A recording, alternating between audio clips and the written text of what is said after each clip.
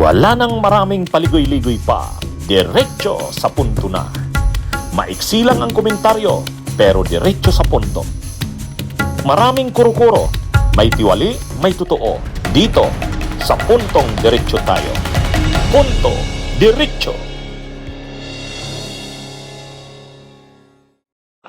May balita ang Bilyonaryo News Channel, ewan ko kung totoo to.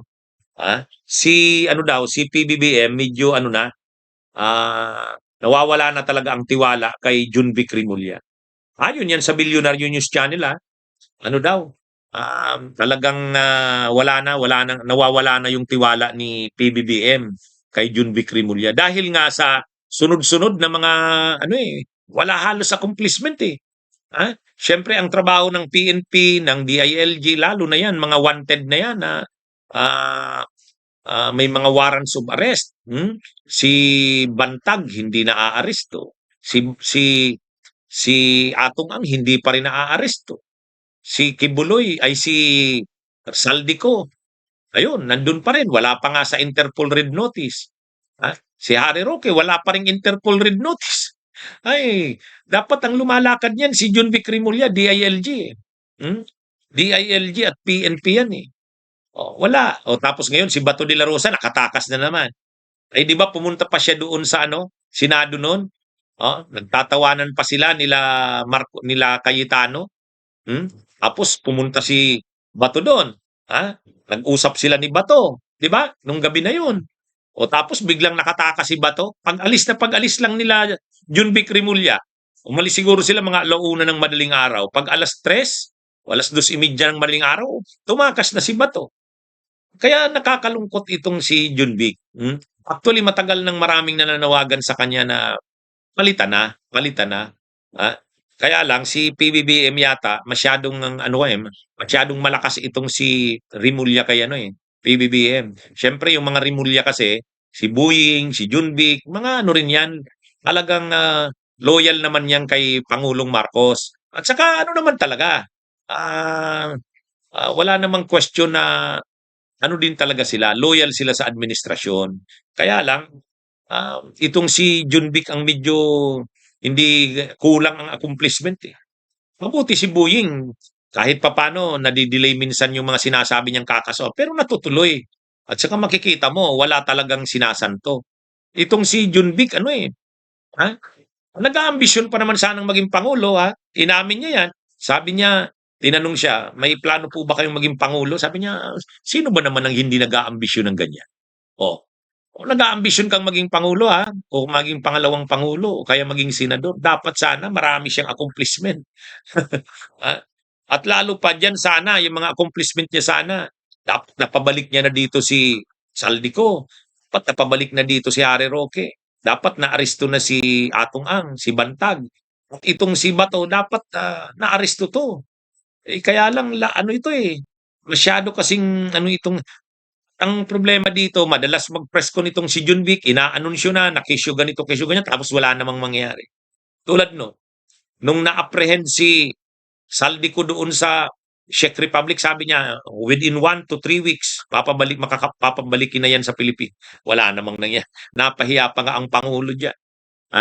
Sabi niya rin noon, nandyan lang sa loob ng isang exclusive gated subdivision sa Portugal. Itong si Saldico, wala naman doon. Kaya marami ng itong si Junvic eh. Kaya ang balita ngayon ng Bilyonaryo News Channel, iwan natin kung totoo to. Medyo nawawala na daw talaga ang tiwala ng Pangulo at pinaplano ng palitan.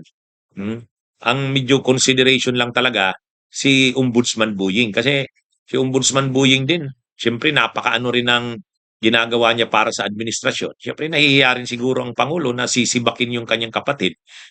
Pero malakas na kasi yung clamor eh. Malakas na yung clamor na palitan na si Junvic eh. Kasi nga, ang mga problema ngayon, mga wanted ng batas na hindi naaaresto eh. At pahina ng pahina ang satisfaction rating sa administrasyon.